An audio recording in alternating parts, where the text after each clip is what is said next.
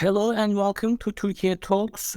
This week we are going to talk about the latest developments in Ukraine. I'm joined by Kadir, Ustun, as usual. Kadir, how are you? Good, Bora. How are you doing? You were in Istanbul and Ankara. You had some visits. You joined meetings and panels. Also, you joined TRT World Forum 2022. What is your impression? First of all, you met with lots of international analysts, and you maybe personally had the opportunity to observe what's going on in Turkey related to its foreign policy. Maybe we can start with that. Sure. The forum was very good in terms of bringing so many, different analysts from all around the world, the journalists as well. Topics ranged from, freedom of speech, press freedom to Ukraine. And of course, my session focused more on Ukraine and U.S.-Turkey relations. It was very fruitful. And of course, this was the first in-person, event of TRT World Forum after 2 years of the pandemic. It was done digitally before. So I thought it was very, very good. Of course, President Zelensky, Ukrainian President Zelensky, gave a speech to the forum, and President Erdogan was in the audience. He was going to deliver his keynote, and Zelensky spoke to the Turkish audiences. He expressed, to Ukrainians sort of appreciation of Turkish help, and it was a very significant event, I thought. And now, as you and I discussed this, now Zelensky is visiting Washington, and he's meeting President Biden. He's going to give a major speech to Congress, and I think the forum was very successful overall. And again, Ukraine was the hot topic. Of course, I'm biased because I focus more on strategic issues, but your session on media freedoms, and, media is going through very, very interesting times. Journalists are met with major challenges. You would know much better than me.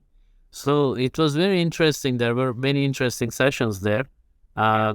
Good travels. So, yeah. Yeah, it's been quite a while since we last discussed Ukraine. In a few days, it will be the 10th month after the start of the war. When it started, people were talking about weeks or at maximum a month after things will be under control.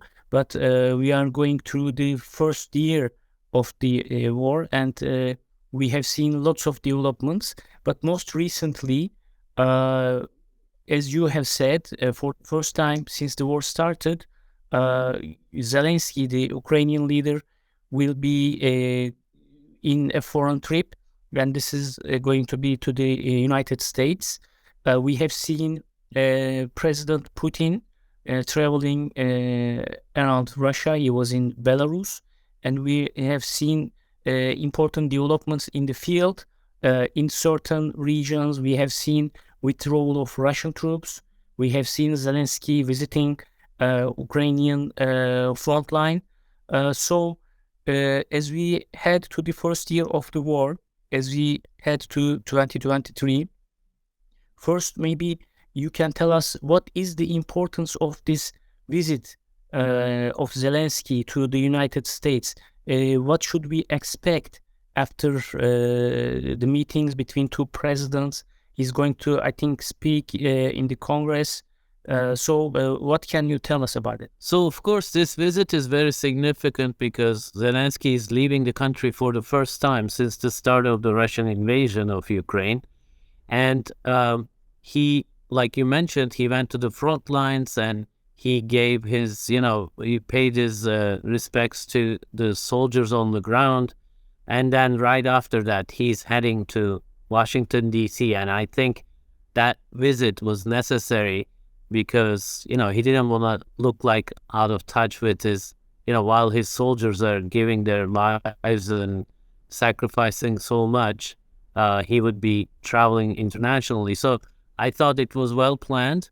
And from Washington's perspective, Bora, the Ukraine story for the Biden administration has been largely a successful story. Because if you remember, at the beginning, the Russian calculation was probably that Zelensky and the Ukrainian leadership would leave Kiev quickly, and Russian forces had surrounded Kiev. They were attacking the capital, and they hoped for a quick victory. And the U.S. Intelligence warnings, had said that Russia was going to invade. Not many people believed it, but Russia ended up invading the country. But it wasn't successful. Largely thanks to the leadership of Zelensky, because if he had left the country, I think history would have been very different by now. He decided to stay. He decided to push back, and the Ukrainian army had been preparing for a while for such a potential invasion, because remember 2014 Crimea's invasion by Russian forces, which Turkey had never recognized and brought it up in every international forum. But a lot of the international community saw it as a lost cause, and not much was done about Crimea. And Ukrainian forces, when they fought back, Biden administration decided to support them, obviously, and then was able to mobilize the rest of Europe. That was the part that was relatively surprising, because people thought it would be kind of a repeat of the Crimea story. People would not really mobilize, would not really back maybe Ukrainian leadership, but that didn't happen. So for the Biden administration, being able to support Ukraine through the support of both parties. Every time we hear Biden administration asking for some sort of funding for Ukraine, Congress actually doesn't just give it, but adds more to it. The latest request by Biden administration was about, I think, $47 billion for the next year's budget, and Congress gave $50 billion almost. So it's showing that, Biden was able to bring both parties, Republican Party and Democratic Party, together on Ukraine. And it was able to convince European partners like, Germany and others to push back against Russia in a way that really isolated Russia from Europe. And as we saw, Germany has taken a much more, at the beginning they were hesitant, but they took a much more drastic kind of position and decided to move away from reliance on Russia. So when we look at the past 10 months, of course, Ukrainians keep asking for more and more sophisticated weapons. United States, Washington has been careful about which kind of weapons would be provided and whether they could hit Russian territory, because if it hits Russian territory, that could pull other countries, including the U.S., into the war. And Biden administration doesn't want that, doesn't want the war to escalate and, pull the U.S. and other NATO allies perhaps into war. So they are being careful in that kind of support. The latest news is Patriot missiles being given. Probably, Biden is going to announce today that Patriot missiles are being given to Ukraine.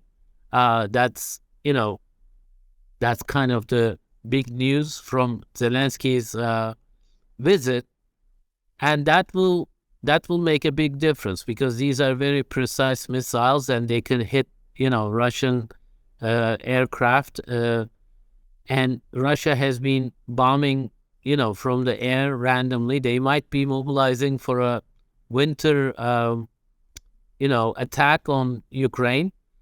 So there are all these things going on, but for the Biden administration, as I said, this has been a rather successful foreign policy story, and it gave a strong message to countries like China about not, going into Taiwan. I mean, I'm talking largely from the Washington perspective, but Bora,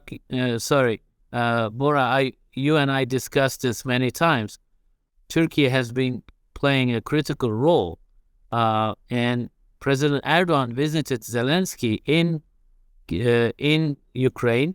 As I said just last week, Zelensky was speaking to Turkish audiences in TRT World Forum. So perhaps you can talk to us about the Turkish angle, right? How Turkey is seeing this at this particular moment, because Zelensky is now much more confident, given the, let's say, close to $50 billion aid just from the United States next year that they will receive.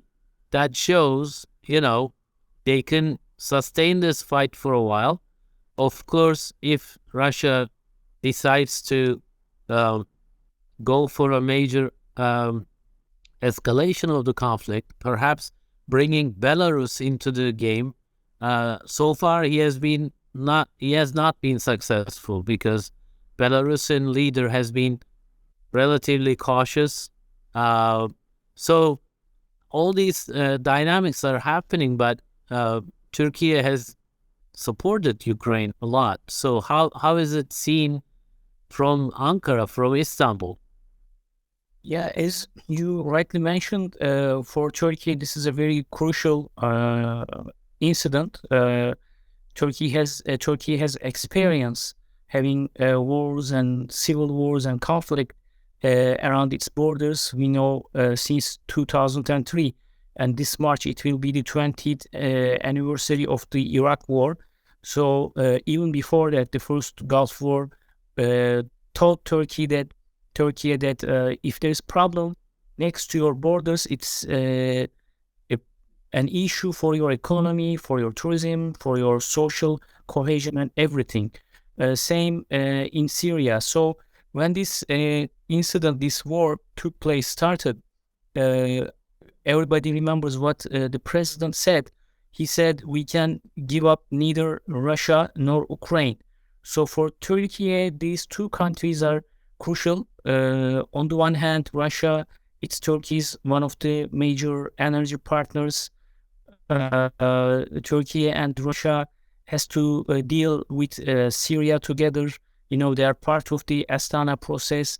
Also together with Iran, there is a kind of Sochi processes going on. So from that perspective, in terms of Turkey's economy, energy issues, Russia is an important partner. Plus, Russia plays a balancing role for Turkey's relations with the European countries, especially for the last 6-7 years. We have witnessed what happened when Turkey has faced security problems, terrorist attack wave.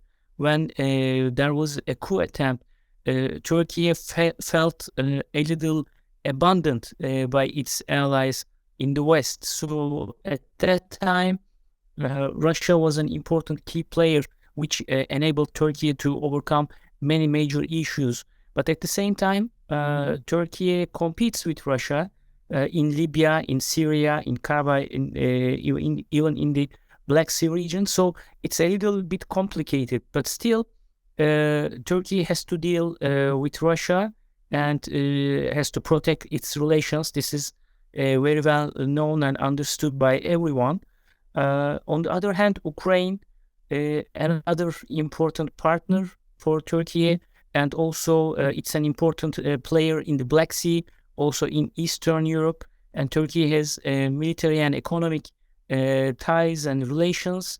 As you have said, Turkey never accepted annexation of Crimea and still sees it as an illegal act of Russia.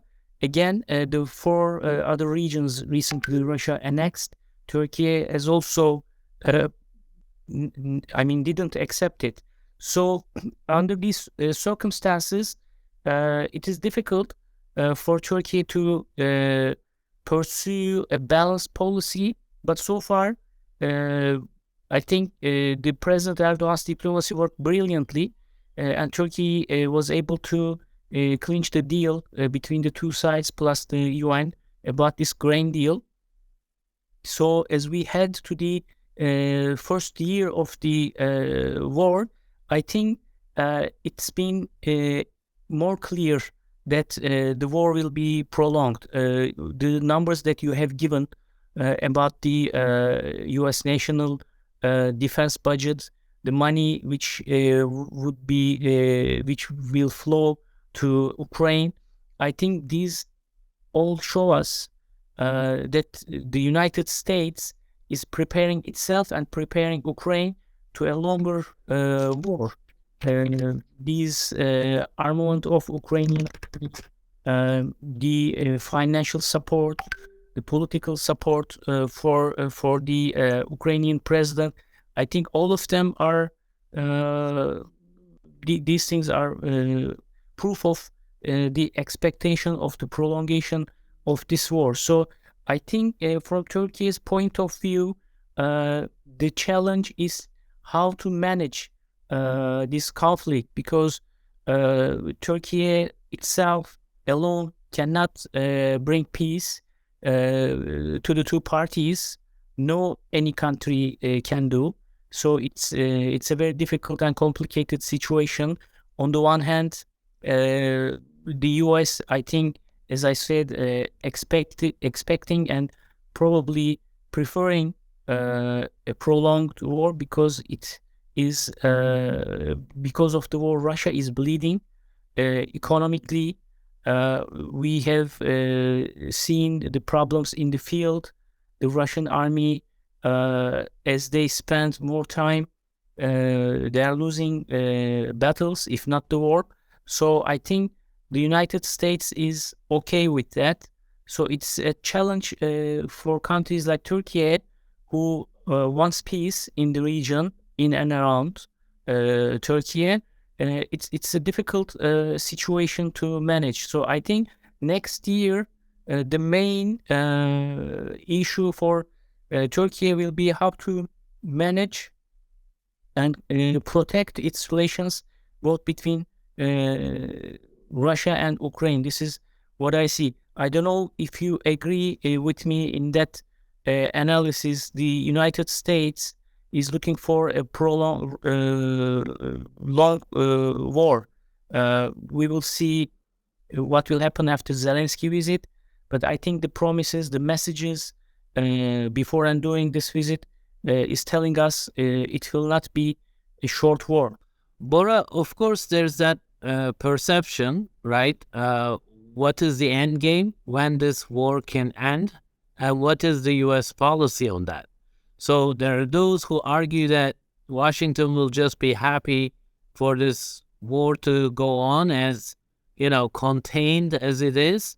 They'll be careful about the weapons they give so that Ukrainians don't attack Russia. So the war remains inside Ukraine, and give all the support you can to Zelenskyy so that he can defend his own country.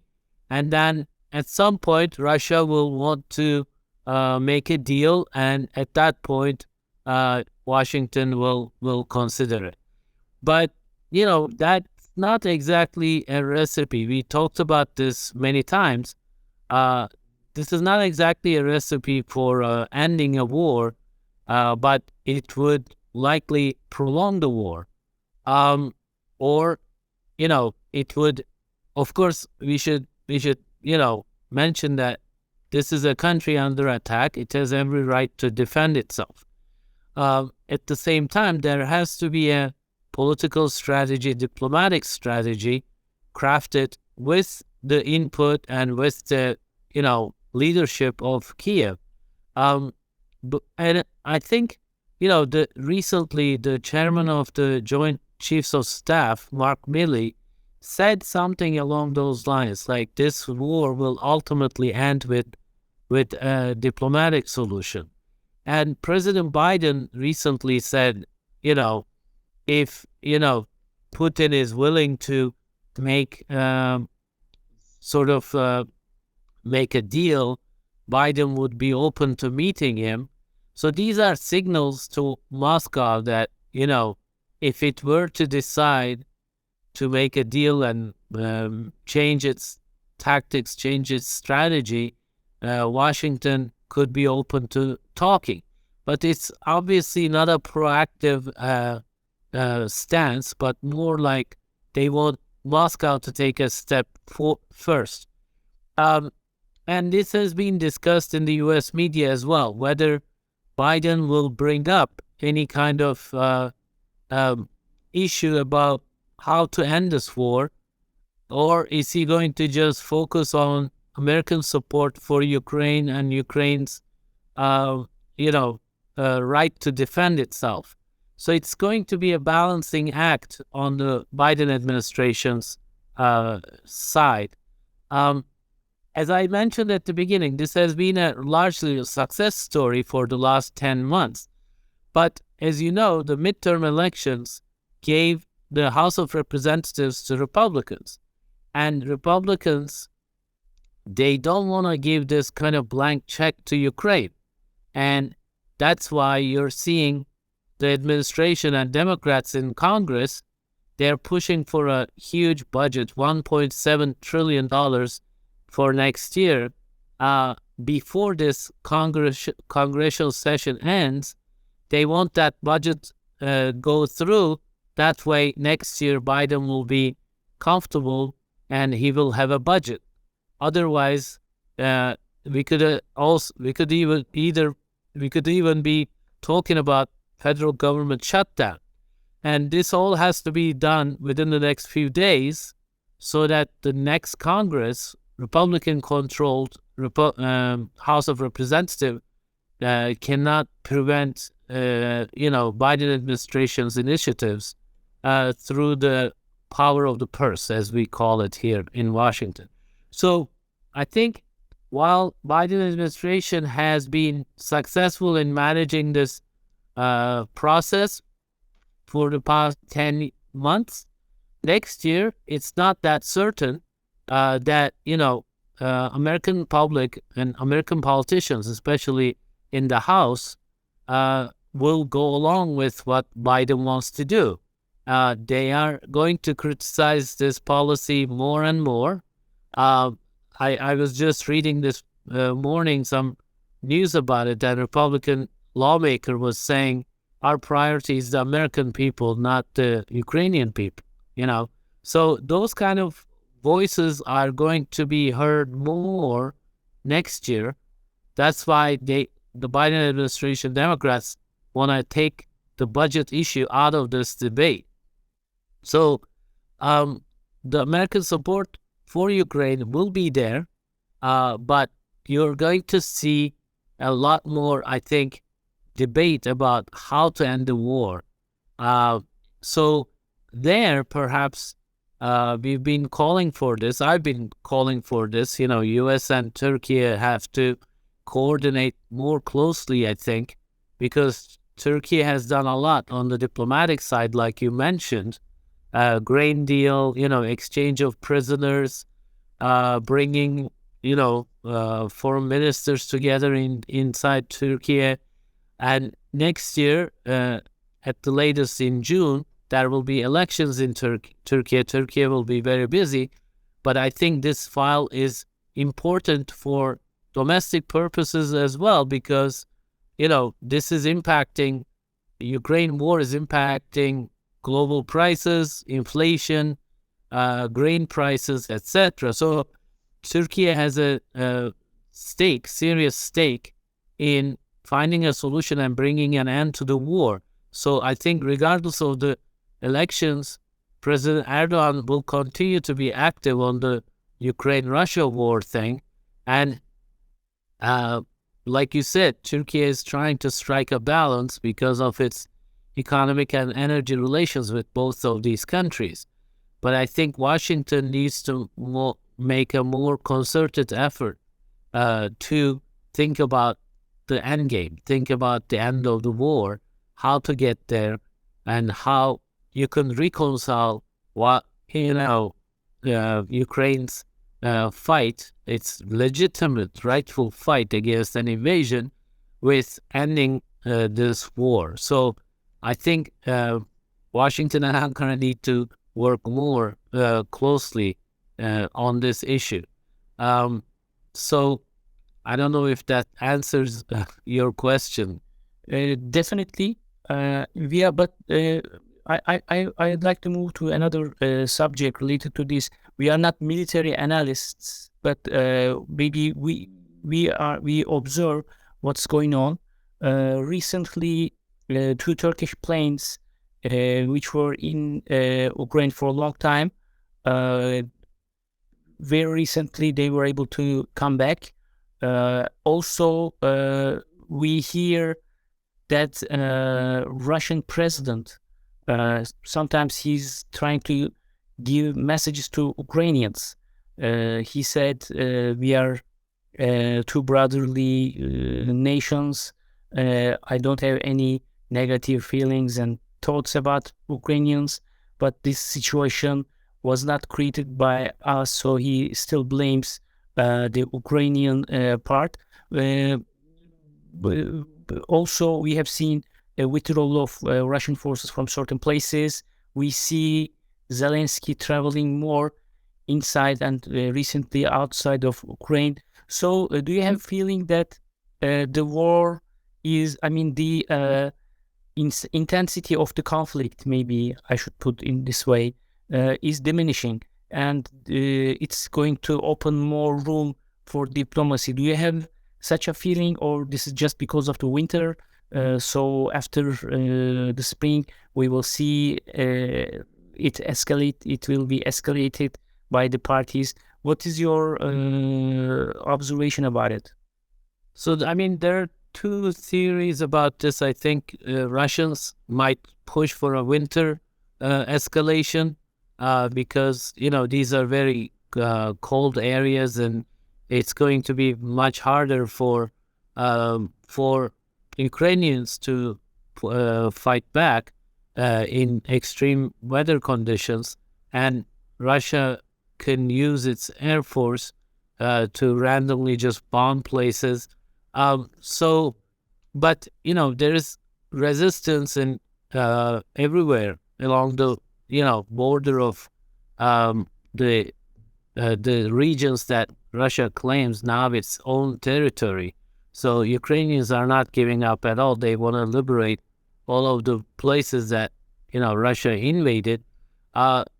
Or like you said, instead of a winter escalation, Putin might want to pull back and seek some sort of resolution. I think he's not ready yet, because he wants to probably retain those areas that he declared as part of Russian Federation. Without those gains, it would be basically accepting defeat. So I don't think he's willing to do that. I don't know if it's very advantageous for him to do a winter escalation. The visit to Belarus, it was interpreted as kind of Putin wanting to maybe open a renewed front from the Belarusian side to put Kiev under pressure, attack their infrastructure. In a lot of regions, they are having energy shortages. Electricity is not, they have problems, serious problems in Ukraine in terms of getting their energy and running the country. So he might want to take advantage of those difficulties and push harder during the winter. And if Ukrainians survive into the spring, and if there is some sort of a stalemate still, at that point, maybe he will seek some sort of resolution. But, without either side, without a Ukrainian side that says, okay, we're ready to negotiate, and I don't know if that first step will come from Putin anytime soon. So I think it will last it will go on through the winter, and then in the spring we'll see what happens. But those two planes, Turkish planes were stuck there for months now. That actually showed Turkey was helping Ukraine logistically, and they were, we don't know why they were there and what they were bringing exactly, but it's not that hard to use our imagination, let's say. But Turkey took serious risks to supported Ukraine in a serious way. It gave it, drones, armed drones to Ukraine. So anybody who kind of doubted Turkey's intentions, I think, would be mistaken about that. But again, like we've been discussing, none of this makes things, gives us a clue about how to resolve this conflict. It's not going to be easy. We have two sides who are not giving up. They are willing to fight. Of course, Russian capacity to fight is very problematic. They're having recruitment problems. They've lost a lot of men. They've lost a lot of resources. But if Putin wants to continue to keep the war machine running, I think he could do it for a long time. And now the U.S. and the West is showing that they can continue. If Putin continues, they can continue to support Ukraine. So what would that give you? That would give you probably a prolonged conflict with some sort of a stalemate where Ukrainians are able to capture some parts and then Russia takes it back and forth. So that's why we are saying there needs to be a larger political diplomatic strategy to end the war and think about eventual compromises, what kind of compromises can be made. So it's a tough situation, of course. I think we will be talking more about Ukraine. This week is Christmas time in the West, so things will go very slow. It's been a very excited month for those who love football. I don't know if you watched the World Cup games. Of course. So it gave a little bit joy and excitement to our lives. I don't know if you are happy with the result. Everybody's talking about the Messi Ronaldo debate is now over. So are you happy with the result of the World Cup? Of course, we all love heroes, and this is true for football, soccer, as they say in the US. We wanted Messi to, break all the records, and I think it was an amazing game. And in the US this time around, there was a lot more interest, and I think it's partly because it was in November, December. People were watching TV a lot more. Usually it's in June, right? So that was a welcome development. And next World Cup will be in the US, Mexico, and Canada. And maybe if Messi makes it, we'll get to watch him in the US perhaps. So it was a very good, World Cup makes you think about how nations can have the ability, have the capacity to come together and, do things together. So that's always a reminder of, the need for cooperation and sports really bring people together. So there were amazing scenes from Qatar that was, I think, very, very nice World Cup, and emotional scenes were amazing. And I was happy with the quality of the final game. I rooted for Argentina, although we have some family members with French background. So, but this time I wanted it for Messi. So I'm coming from a generation. I was able to watch Maradona playing, so I feel very lucky. Now we have watched Messi. Some people expect us to make a choice between Messi and Ronaldo. I am so happy as a football fan. We were able to watch both guys, and it was very satisfying to see Messi holding the World Cup. absolutely, yeah. We Maradona was our childhood hero. Now we got to see Messi, and I respect Ronaldo, but I'll still go with Messi. Kadir, thank you very much. So Thank you. that's all for this week. Hope to see you next time. Bye-bye. Thanks.